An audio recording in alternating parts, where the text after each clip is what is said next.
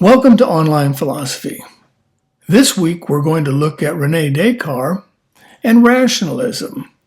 But before we do, we should look at the shift to modern philosophy. Three movements lubricated the transition, from Aquinas, the medieval period, to Descartes, the modern period. First, let's look at the Renaissance, 14th century.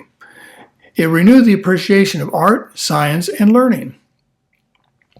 It was assisted by the rediscovery of ancient scientists and ancient philosophers. It loosened the hold of Aristotle and scholasticism, encouraged the study of competing philosophers, those especially that competed and disagreed with Aristotle, and required individual judgment. It broke down authority, paved the way for democracy, and undermined the Roman Catholic Church, ultimately breaking down the scholastic system. It also promoted secular understanding.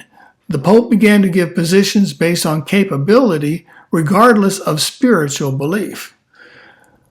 For instance, Pope Nicholas V appointed Lorenzo Valla as apostolic secretary, though he was a hedonist and a critic of the Roman Catholic Church. The authority of the Church began to erode from the inside, and its officers began to doubt church doctrine. The second movement that helped make the shift from medieval to modern philosophy was the Reformation, the 15th century. The Roman Catholic Church became wealthy beyond imagination. Pope Paul II wore a crown worth as much as a palace, and the Church owned much of the modern world. It owned 1/3 the wealth of Germany, 3/4 the wealth of France, 1/3 the land of Italy. And the Reformation exposed corruption of the Roman Catholic Church. It exposed fraud. For instance, the donation of Constantine was found to be fraudulent.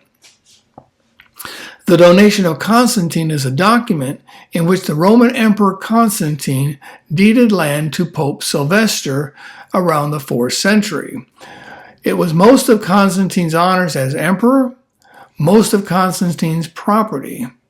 It was the basis for the Pope's claim to rule the Holy Roman Empire, and was exposed as fraudulent by Lorenzo Valla in 1440.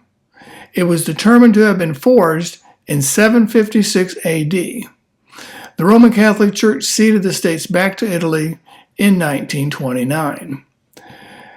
Greed was exposed. The Roman Catholic Church sold ecclesiastical offices.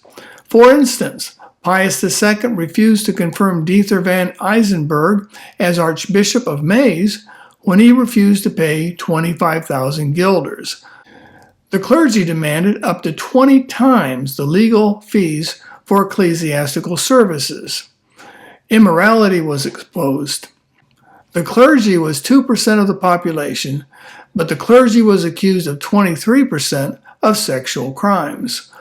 Erasmus, who was a lifelong priest, said, and I quote, "Many convents of men and women differ little from brothels, and a convent, of course, is the home that priests and nuns live in separately."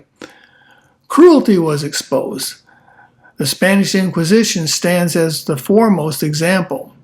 The Inquisition itself lasted from 1231 to 1834. The Spanish Inquisition was begun by Ferdinand and Isabella, endorsed and sponsored by Pope Sixtus IV. It lasted 20 years between 1480 and 1500.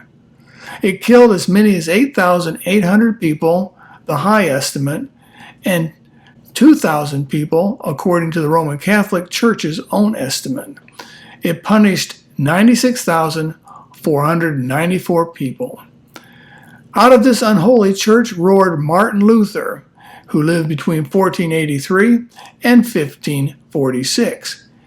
He claimed that Rome has no more authority than any other church.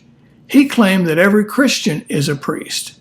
He claimed that church law has no authority, and salvation is by grace through faith, not sacraments. The credibility of the church began to erode because of these teachings. It lost its authority, and individuals were encouraged to think for themselves. So all authority was questioned, not just the church, but also the state, and also the lords of the manors.